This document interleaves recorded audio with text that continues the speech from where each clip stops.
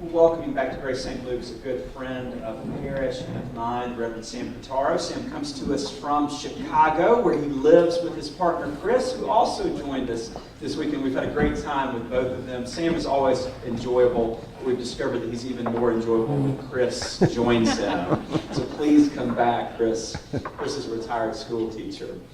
Sam is an Episcopal priest. He is the retired chaplain for the Episcopal Church at the University of Chicago. He is very well published, many books, two gems of which are on vocation, that is, God's call to us to enter into particular kinds of work. And they are beautiful. If you're looking for them, just look for the word vocation in it. And don't confuse the word vocation with vacation. But they're beautiful. He is a part of this series that we're looking at various different practices or topics in relation to God. This series will conclude next week because we had the schedule change with Catherine Bush, and she'll speak next week on home. Sam is here to talk to us today about work. One of the biggest reasons why I wanted him to come talk to us about this was actually not his books on work, but I heard him when he was last with us giving a talk on saints on All Saints Sunday. I heard you say, Sam, that you think that for many of us, there's a difference between the work we are paid to do and what our deepest calling from God is in terms of our vocation. And I thought that he was going to then preach a sermon about how we should feel guilty about that. But he didn't. He actually said there's no problem with that whatsoever. A lot of people face that. We indeed need health care, and we indeed need a salary. But what we may need to look for then is not more guilt about not being able to merge those two realities into one, that is our work and vocation, but look to clear some space around the edges of our life so that our vocation can indeed flourish. And I found that to be a very intriguing concept. So please join me in giving him a warm welcome back to Grace St. Luke's as he speaks about work and vocation. Sam.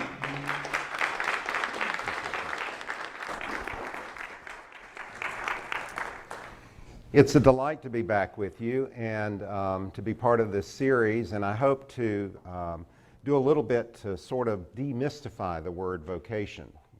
That's one of those theological words that we throw around a lot in the church, and you hear it from the pulpit and you see it in Christian education articles and so forth. And of course, the implication of that word, vocation, which comes from the Latin vocatio, which is also the root word from which we get voice, is that we associate that with the voice of God. Okay? And I'm here to tell you that if you are hearing the voice of God, you're probably off your medication.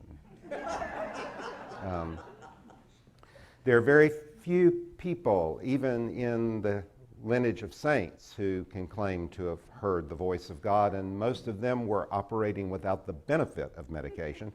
So we have to take that under consideration when we're thinking about vocation. So I wanted to say a little bit about where that notion came from and how, if we really go back and look at the stories out of which it emerged, we can come to a different understanding of what it means in our lives, practically speaking. It actually goes back to the way, or one place where we can go back to wrestle with it is to go back to the story of the creation in Genesis. And we have been brought up, almost all of us in this room, came up with interpretations of the story of creation that clearly said, and we clearly maintained, that God made everything that is. Now there's one problem with that.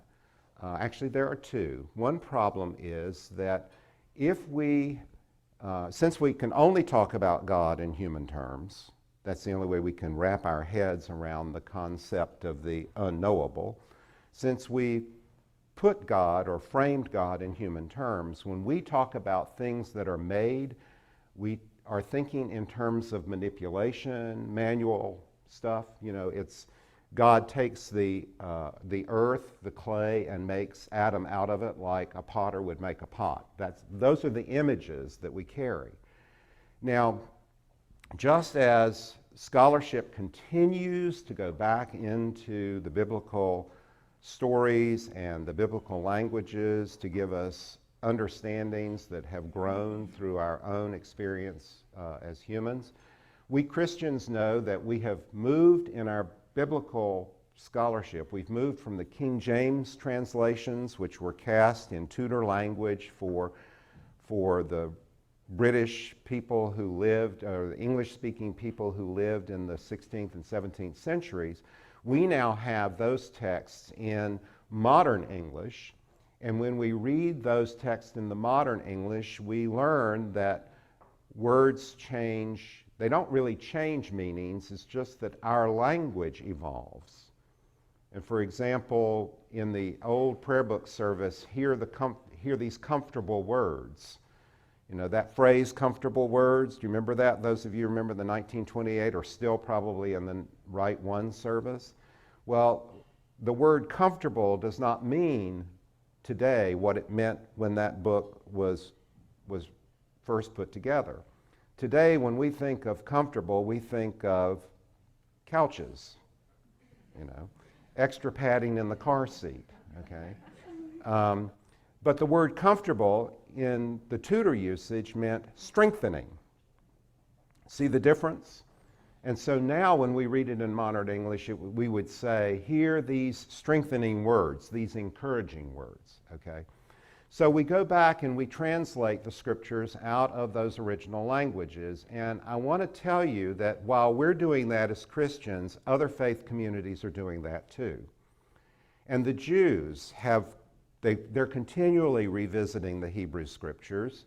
And as you look at the modern translations of the story of Genesis, you see a new take on the creation story.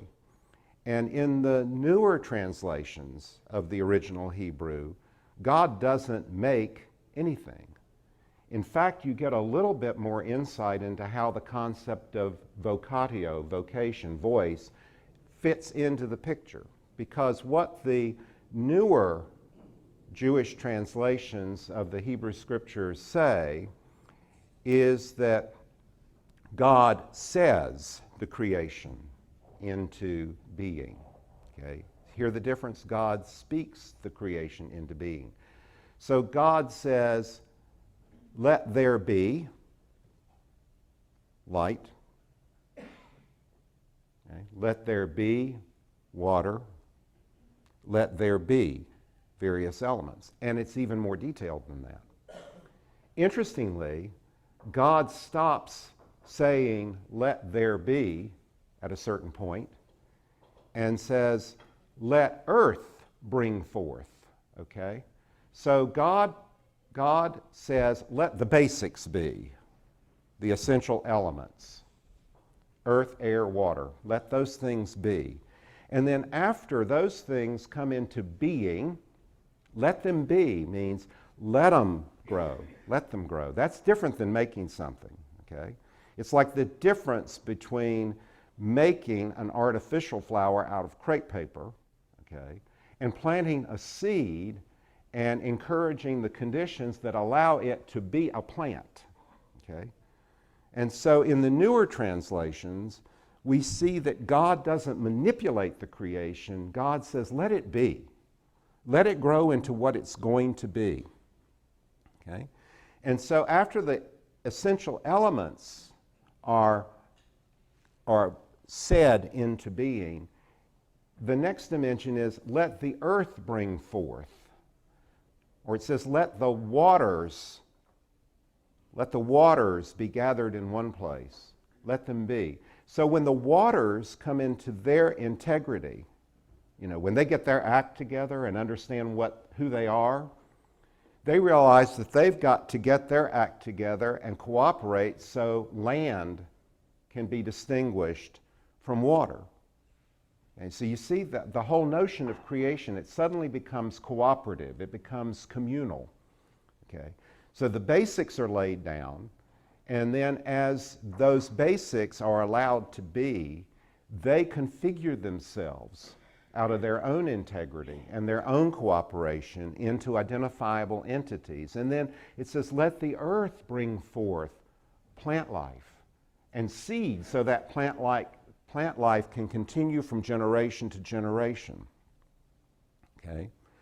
And suddenly you see a different way of looking at the world and the created order. And you see that vocation doesn't mean work in the sense of labor. See, that's the problem. When we start with a creation story that has God making the earth manually, and when we see vocation as God issuing orders, and we're waiting to hear what the orders are before we can act, okay, we've just established a world, a creation, that's based on the models of labor that have shaped our lives and our understanding of how the world works, literally. Okay? That's a hierarchical model where God issues orders and we carry them out. And that's basically the way we've tended to look at vocation. Instead, I find it far more helpful and interesting to look at this other model where God plants the seed or calls the elements into being and says, okay, now let's see what happens as it grows. Okay? Let's not control it. It's not an act of controlling. Let's let it be what it's going to be. And that brings us to a really rich understanding of the church, which Rowan Williams articulated, and I may have shared it in one of my other presentations here.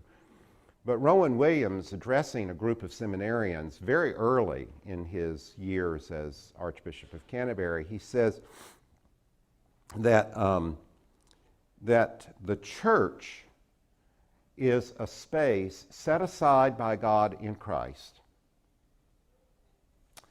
where people can grow into all that God has made them to be. Okay? A space within which we can be all that we are called to be. Okay? So it becomes a space that encourages us to be who we are and gives us the space and the resources. It's a community where we can actually grow into the fullness of our being. Now, one of the examples that I can give you out of my, obvious examples I can give you out of my own life is that I matured into my sexuality as a gay man in the Episcopal Church. That could only have happened in the Episcopal Church. It wasn't always peaches and cream, believe me. We didn't all agree. But you know, we have a certain way of fighting within the Episcopal Church. We fight one another with respect, or at least we did up to a point.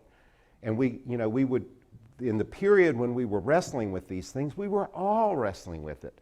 It wasn't just me that was trying to figure out who I should be and how I should be that as a Christian. My entire Christian community was trying to figure out what that meant. So we grew up together in that process. And the Episcopal Church was remarkably, and I still say this over and over again, I would be dead if it weren't for the Episcopal Church. I would have been completely submerged in depression and anger, and my growth as a human being would have been retarded if I had not had this particular community in which to grow into the fullness of who I am. And we did it together, and we continue to do it together in all the aspects of our life. And we know that is hard work. That is hard work. Okay. Now, Freud said that there are two major venues in our human life. What does it mean? What are the two essential things that make us humans fulfilled? What does it mean to be fully human? And he said, Arbeiten and Leben. Work and love. Those two arenas are what make us human. And our vocations are lived out in those two arenas. Marriage commitment to another human being in whatever form it takes is a vocation. Not everybody's called to it. Not everybody is called to that. And everybody in this room who lives in a committed relationship with another human being knows that yes, it can be sweet and it can be wonderful, but at the end of the day, it's work. Why? Because my natural inclination is selfish. Okay? And if I'm going to live in an intimate commitment with another human being, I have to work hard at adjusting my selfishness and sacrificing some of what I want for myself in order to have a life and allow my partner to be who he is, or for your spouse to be who she is. See? We know that's work. And every time a child comes into the picture, childbearing and child rearing, that's work. Because that changes the constellation. And it's constantly changing because the children grow, and you're a different kind of parent to a 6-year-old than you are to a 16-year-old than you are to a 26-year-old. And that's work to keep changing to be what your child needs you to be. Everybody in the family struggles with it. So families grow. And they have to work at being a family that has an infant and a teenager in it at the same time. Okay? So these aspects of vocation suddenly begin to take on a different meaning when we say it's not just what we do for a wage. It's not just going, it's not just what I do. It's the whole ball of wax. It's who I am. Okay? And most of us in this room can say, I am a laborer of some kind. I'm a wage earner of some kind. I do some kind of work for which I render a service that's valuable to the human family, and I'm compensated for that service. Okay? But I also am a spouse or a partner. I may be a parent. I serve the community as a volunteer in certain areas of my life. And I also have some avocations, I have some hobbies that feed me. Those are things that I do, like I'm a potter, or I'm a musician, or I'm a painter, or I'm a gardener. And these are the things that help me be a better parent and a better spouse. And they help me to be restored so I can go back into whatever that labor is and actually render a service instead of just being a sourpuss who punches a clock and pulls a check stub at the end of the pay period. So when we put it all together like that, we see that vocation means being all that God has called you to be, made you to be, given you to be. And our lives begin to look a little bit differently then. When we see that it's looking at who am I? Who am I? And what are the implications of who I am in living out my life within this community? And that's a broad community. It's the community that I share with myself. You go back and you look at the essential Deuteronomic commandment, thou shalt love the Lord thy God with all thy heart, with all thy soul, with all thy mind, with all thy strength, and thou shalt love thy neighbor as thyself. The keeping of that commandment starts with loving myself, being present to the community of myself, being the kind of person that I'm fond of spending time with. That's how Anne Lamott puts it. Treat yourself as though you're somebody you enjoy being with. So you have the community of yourself. Your neighbor is the next ring out. That's my partner, your spouse, your friends, your children, your family. This is the next ring of intimacy, okay, moving out of the center. It's the first ring. It's an old ring suburb. It's the place where, we're the inner city, and then there's the old suburbs. So the next suburb out, from the center. And that's the close community. That's the intimate community. Those are the people we live with on a regular basis, daily,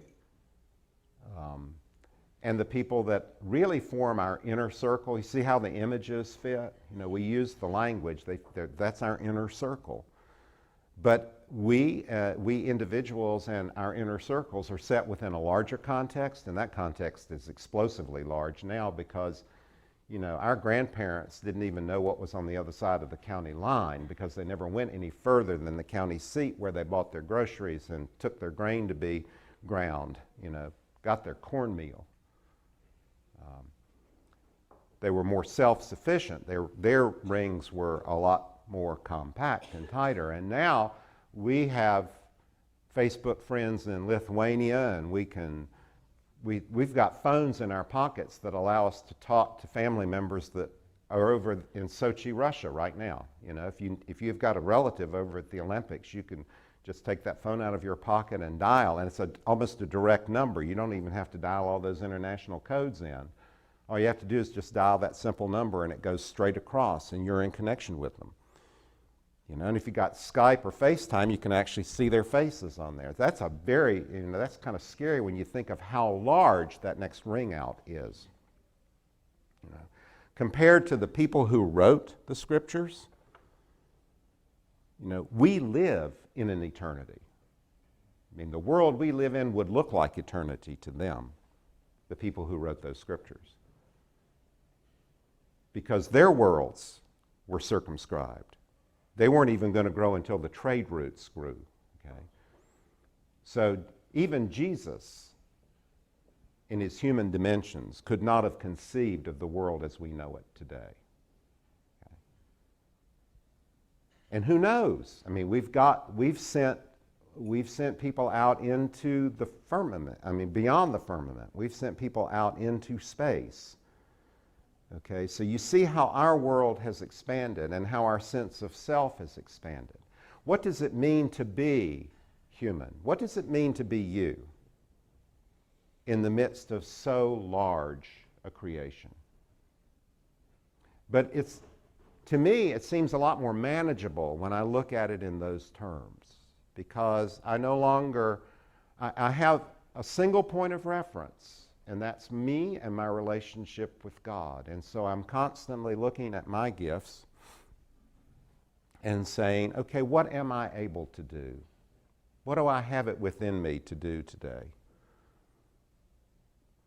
You know, and as things come at me, as demands come at me, you know, in my relationship with Chris or my relationship with Grace in St. Luke's, you know, as these things come to me, what am I able to bring to this out of who I am? What do I have within me to give to this moment? And if I'm in touch with that and asking that, I am fulfilling my vocation. I am being what I am meant to be. Okay? You are being what you are meant to be. You know, you're not asked by God to be anything other than what you were called to be.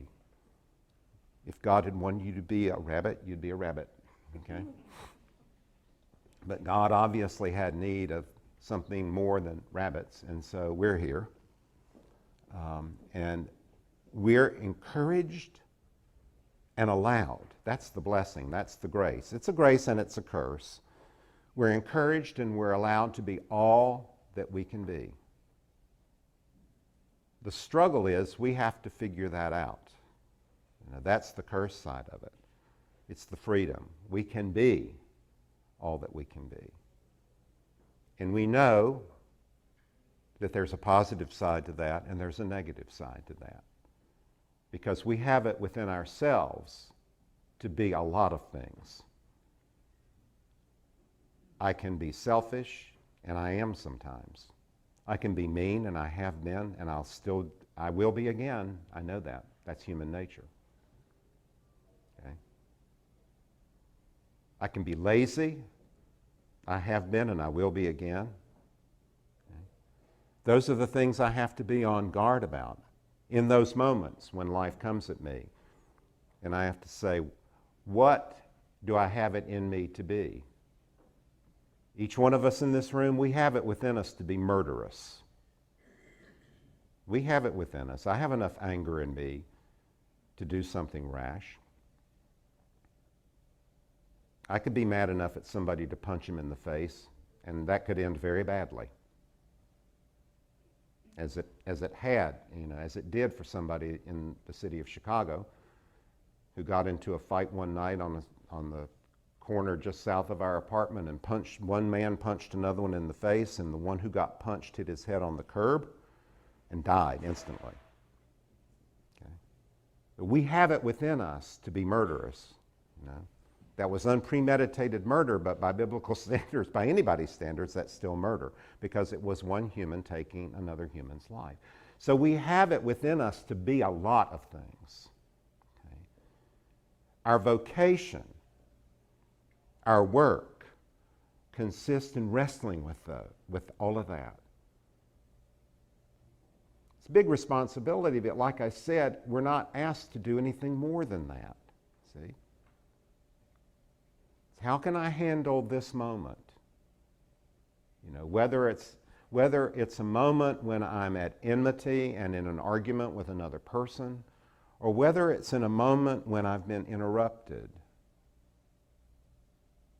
Maybe I've been busy doing something else and a little kid walks over to me and wants my attention. How do I decide in that moment what the important thing is? Is what I'm doing more important than giving that child attention? That's a split-second decision I've got to make. Okay? And the entire ecology of God's universe depends on the decision I make. That's how it works. Because the whole created order is groaning, as Paul says. We're all groaning in labor to be born into what it is that God intends this creation to be. And if I make the decision to give a certain child a bit of my attention at a certain point, that little bit of attention might at some point make the difference in the outcome of that child's life. You never know. It's all a matter of your choices. Okay? Your call is to be who you are. Now, Mark Twain wisely said, sometimes the worst advice you can give somebody is just be yourself.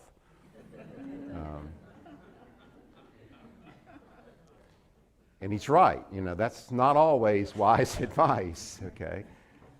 But that is how you carry out your vocation. That is your vocation. It's to just be yourself. But to be mindful about what it means to be yourself. You see, that's the difference. It's being mindful of it. It's being aware of the fact that just being yourself can go either way. And in the moment, you have the freedom and you have the opportunity to make the decision on how your decisions will determine which way it's going to go.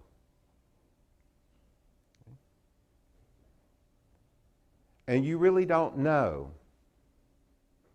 You really don't know, really can't know what the overall effect will be. All you can do is your part. You just do your part. And trust that through the grace of God, it somehow contributes. I mean, look at how far we have come as humans, regardless of which creation narrative you believe in, whether it's the scientific or the biblical, okay? Regardless of what your notions of creationism are, regardless of how you read that scripture, just look at where we've come from and look at where we are. And as bad as things are in our world today, they have been worse. And they will be bad again. They will continue to be bad. It's not going to change overnight.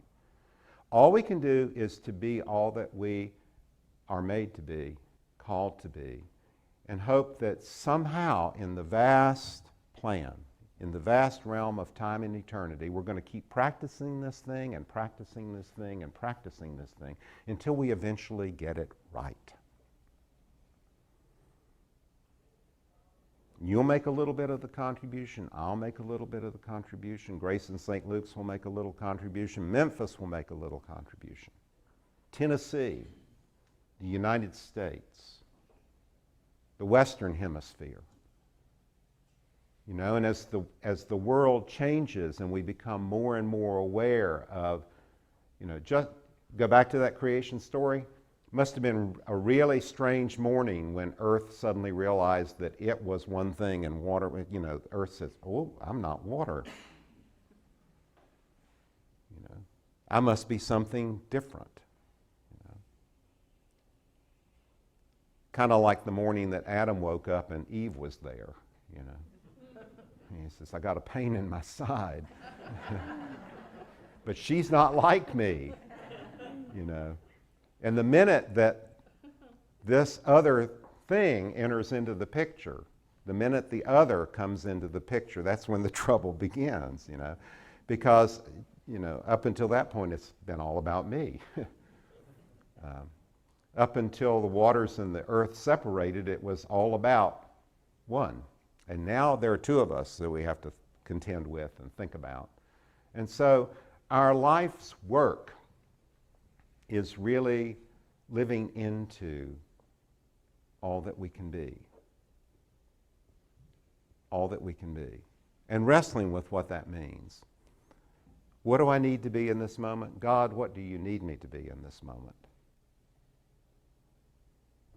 And you don't even have to ask the question of God, because the way Jesus presents that law to us, he says the first question you need to ask is the question you ask of yourself. What do I need to be in this moment that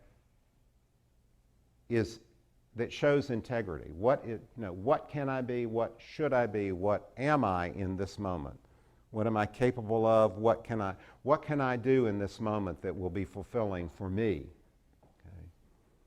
Then you can move to the next realm and say, what do you need me to be? And then I can say, as much as I would like to be what you need me to be, I can't be that for you.